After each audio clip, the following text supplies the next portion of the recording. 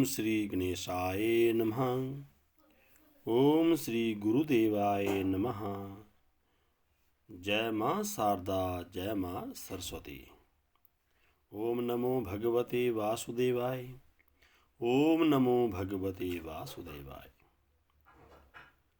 मेरे सभी श्रोताजनों से, देश और विदेश से जुड़े हुए सभी मेरे साथियों को जय श्री राम, जय श्री राम।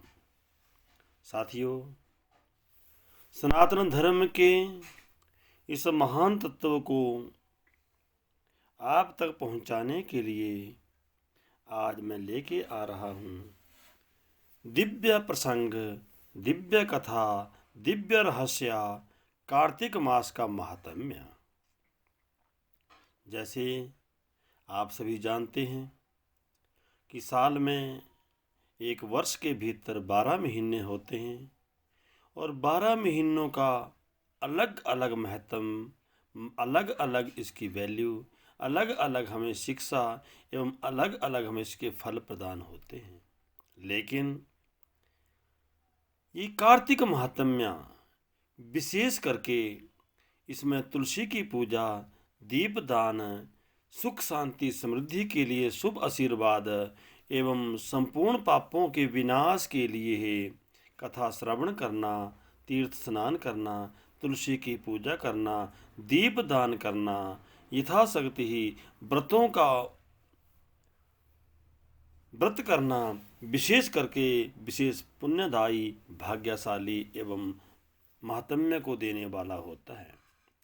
तो साथियों, मैं आपकी सेवा में हाजिर हूँ कार्तिक महात्म्य के पहले अध्याय में, और नित्य निरंतर अब तक हम 30 दिनों तक प्रतिदिन एक एक अध्याय का महात्म्य पहुँचा करके आप इसे श्रवण करें, क्योंकि कार्तिक महात्म्य की कथा अश्विन के शुक्ल पक्ष की पूर्णिमा से शुरू होकर के कार्तिक मास के पूर्णिमा तक ही कथा चलती है। तो आइए ध्यान दीजिए, श्रवण कीजिए कार्तिक महात्म्य कथा का पहला अध्याय। ओम गणेशाय नमः। ओम गुरुदेवाय नमः। सर्वप्रथम हम तीर्थराज नैमिषारण्य को प्रणाम करते हैं। इस तीर्थराज महाराज में 88,000 ऋषियों ने गुरुवर सूत स्वामी जी से शौनकादि ऋषियों ने निवेदन किया। गुरुवर कहते हैं कि आपका मन, आपका आत्मा, आपकी बुद्धि परमात्मा के श्री चरण कमलों में लगी हुई हैं और श्रवण मात्र से ही प्राणियों का कल्याण हो जाता है, और इस महात्म्य को सुनने से प्राणी ने वर्ष भर के एवं जन्म जन्म के किए हुए पापों से वो मुक्त हो जाता है। अब मैं आपको कार्तिक का महात्म्य सुनाता हूँ, अर्थात आप ध्यान से सुनिए, जिसे सुन करके मनुष्य सब प्रकार के पापों से छूट करके अंत समय में वैकुंठ को प्राप्त हो जाता है। गुरुवर बाबा सूत जी कहने लगे कि श्री कृष्ण भगवान जी से आज्ञा लेकर के देव ऋषि नारद के चले जाने पर सत्यभामा ने प्रसन्न होकर के श्रीपति लक्ष्मीपति भगवान हरि कृष्ण भगवान से निवेदन करने लगी, अर्थात द्वारकाधीश भगवान दामोदर, द्वारकाधीश भगवान श्री हरि कृष्ण भगवान ने यज्ञ किया। यज्ञ में नारद जी को अन्य देवी देवताओं को आवाहित किया, विधिवत उनका पूजन अर्चन किया, और उन्हें विदा करने के बाद जैसे ही विदा हुए तो हरि की हरि प्रिया सत्यभामा ने ठाकुर जी से निवेदन करते हैं कि हे नाथ, मैं धन्य हूँ और मेरा जन्म सफल हो गया, और मेरे जन्मदाता मेरे माता पिता भी धन्य हैं, जिन्होंने मुझे त्रिलोक्य सुंदरी को जन्म दे करके तुम्हारे चरणों में अर्पित कर दिया। अर्थात 16,108 पट रानियों में 16,108 रानियों में मैं सबसे तुम्हारी प्रिया हुई। और विशेष बात समझने की है कि मैंने यह कल्प वृक्ष आदि पुरुष आपके साथ नारद जी को विधि पूर्वक दान दे दिया। अर्थात द्वारकाधीश के उस प्रांगण में, सत्यभामा के प्रांगण में एक विशेष रूप से पूजनीय एक वृक्ष है, कल्प वृक्ष। वैसे तो कल्प वृक्ष का स्थान जो है स्वर्गलोक में है। स्वर्गलोक से नारायण जी लेकर के सत्यभामा के लिए उसे मांगने पर स्वर्गलोक से लेके आए, लेकिन इस कथा को हम बाद में समझाएंगे।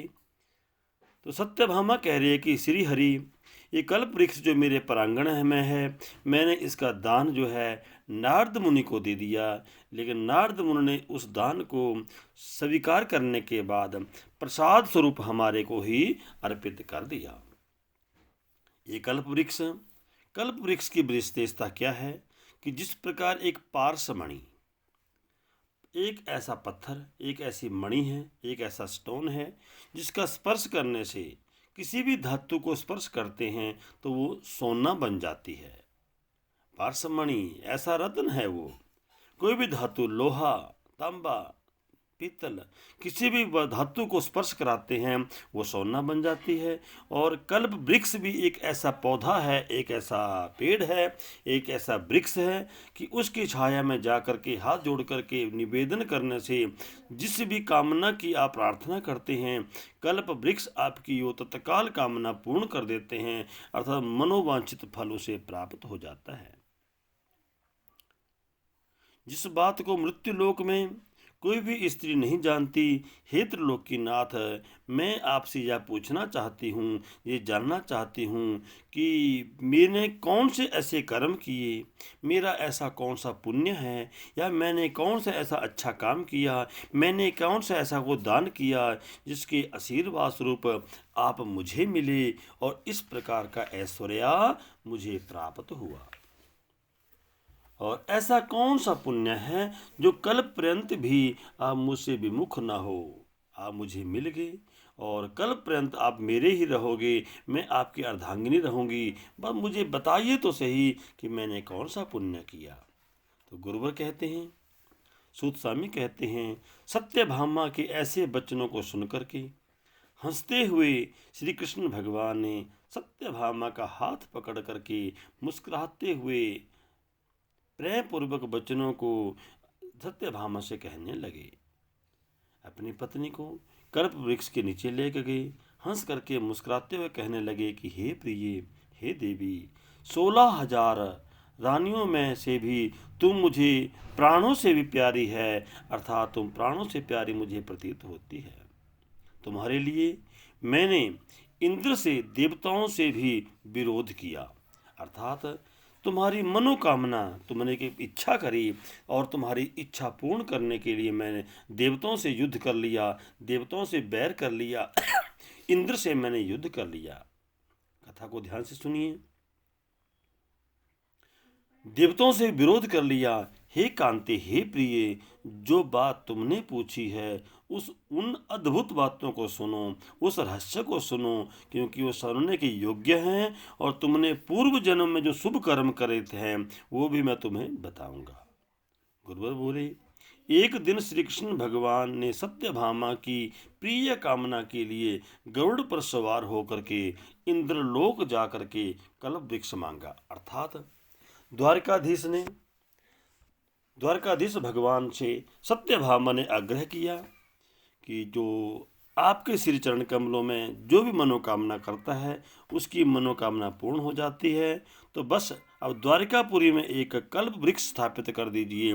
कल्प वृक्ष कहीं पर भी हो वो ला करके मेरे इस बगीचे में, मेरे इस प्रांगण में स्थापित कर दीजिए।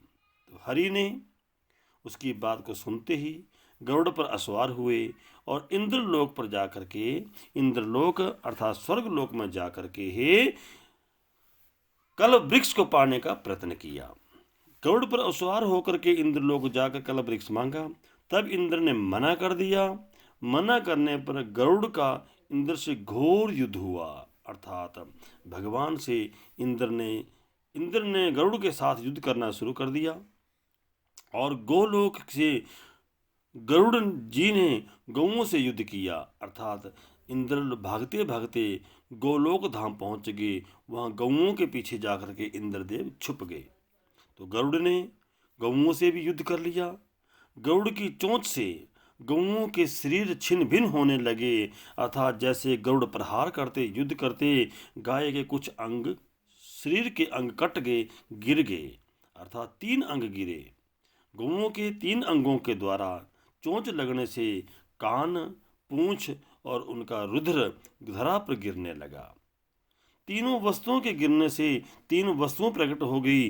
कान से जहाँ पर कान गिरा, अर्थात गऊ का गरुड़ के युद्ध के द्वारा जिस स्थान पे कान गिरा, उस स्थान पर तंबाकू की उत्पत्ति हुई। इसलिए हमारे धर्म शास्त्र के अनुसार, हमारे शास्त्र ग्रंथों के अनुसार, पूजा पाठ धर्म कर्म में मादक पदार्थ तंबाकू का उपयोग करना वर्जनीय है, द्वेषित है, दोषपूर्ण है।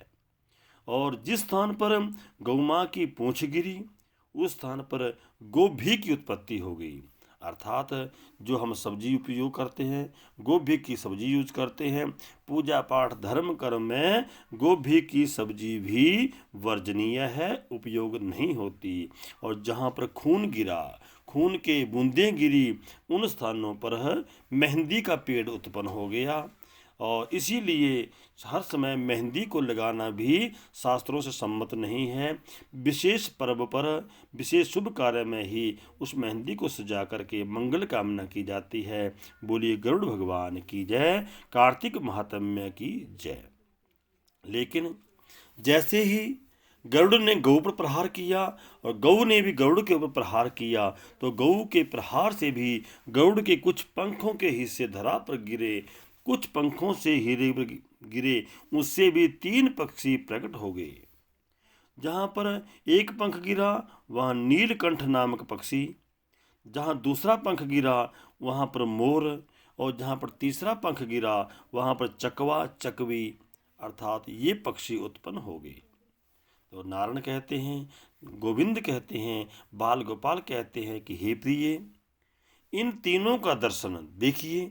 जो गौ के अंश से उत्पन्न हुए वो हर समय उपयोग के लिए वर्जनीय है, पाप युक्त हो गए, पाप से दूषित हो गए। लेकिन जो गरुड़ के पंखों से प्रकट हुए वो बहुत पूजनीय है। भगवान कहते हैं इन तीनों का दर्शन करना ही बहुत लाभकारी है, पुण्य को देने वाला है, सिद्धि को देने वाला है। यह सुनकर के सत्यभामा बोली, हे प्रभु, मैंने पिछले जन्म में कौन कौन सा दान व्रत जप किए थे, मेरा कैसा स्वभाव था, मैं किसकी पुत्री थी, मेरा जन्म कहाँ हुआ था, मैंने कहाँ जन्म लिया था, मैंने कौन सा शुभ कर्म किया। गोविंद, हे नारायण, मुझे बताइए कि मैं क्यों तुम्हारी अर्धांगिनी हुई और सबसे प्यारी हुई।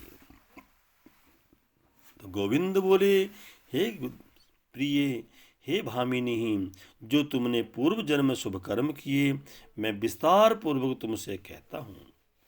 पूर्व जन्म में सतयुग के अंत में मायापुरी में अग्निहोत्र में देव शर्मा नामक एक ब्राह्मण वेद वेदांत को जानने वाला रहता था।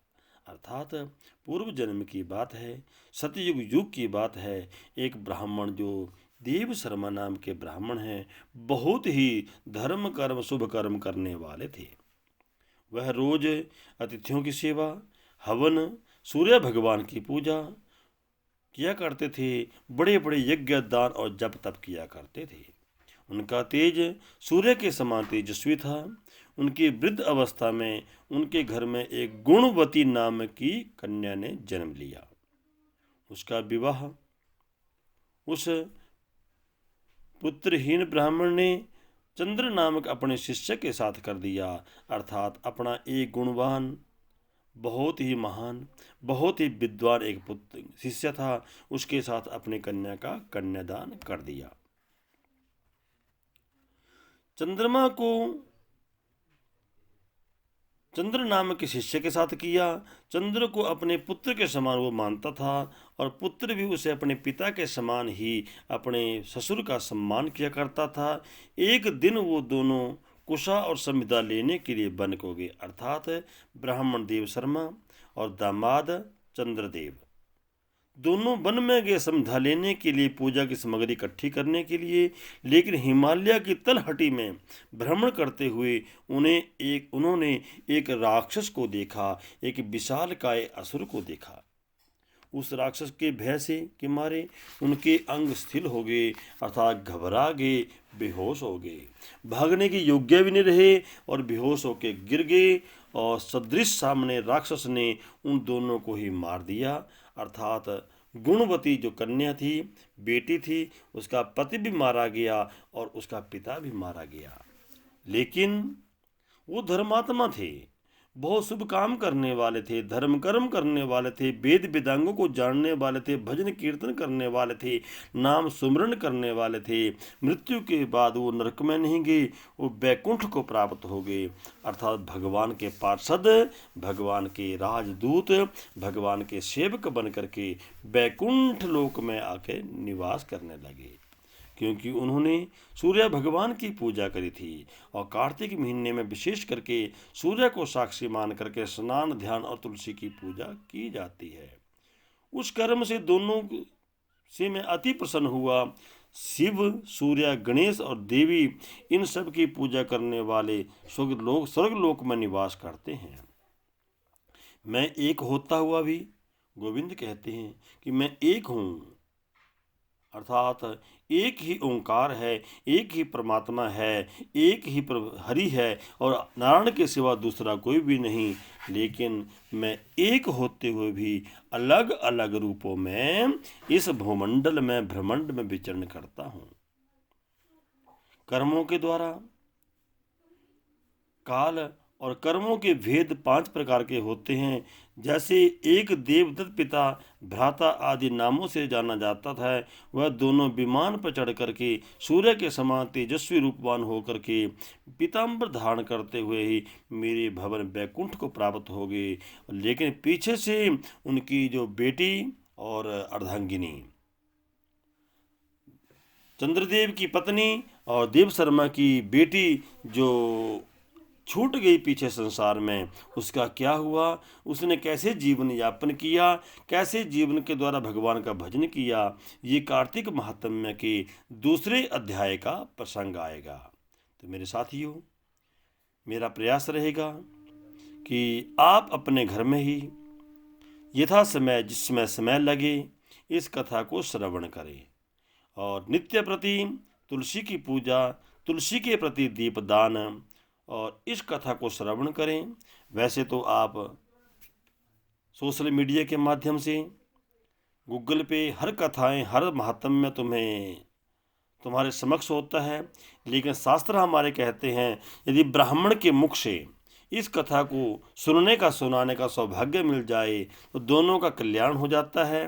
तो मेरा भी प्रयास है कि मैं कथा तुम्हें सुनाऊं और देश और विदेश से जितने भी हमारे सनातन प्रेमी हैं, सनातन से जुड़े हुए हैं, हमारे संपर्क में है या आपके संपर्क में कोई है, तो आप भी उन तक इस कथा को पहुंचाइए। क्योंकि 24 घंटे, 12 महीने, 440 मिनट्स, 24 घंटे में जो पाप कर्म करते हैं, 365 दिनों में पाप करते हैं, तन से, मन से, वाणी से, उन पापों का हमें पुण्य भी मिलता है और यदि पाप कर्म हो जाए वो दंड भी हमें भोगना पड़ता है। लेकिन कार्तिक महीना ही एक ऐसा महीना है जो हमें उन जाने अनजाने में किए हुए पापों से हमें मुक्त करा सकता है। तो साथियों, मेरा बस यही है प्रयास, मेरा यही है ध्येय कि मेरा भी कल्याण हो और आपको भी कल्याण के पथ पर चलाऊं। बस सनातनी हूँ और सनातन से जुड़ने की प्रेरणा आप तक पहुंचाता रहूँगा। और हमारे शास्त्रों ने कार्तिक महात्म्य की बड़ी विशेषता कही गई है। बस नित्य प्रति एक एक अध्याय को बस 15 से 20 मिनट का समय निकाल करके अपना करे कल्याण और जो आपके जान पहचान में उन तक पहुंचाइए। बोलिए कार्तिक महात्म्य की जय, तुलसी महामाई की जय, वृंदावन बांके बिहारी लाल की जय, गुरुदेव महाराज की जय, भगत और भगवान की जय। ओम सर्वे भवन्तु सुखिना, सर्वे सन्तु निरामया, सर्वे भद्राणि पश्यन्तु, कश्चित् मां दुःखभाग् भवेत्। ओम शांति, ओम शांति, ओम शांति।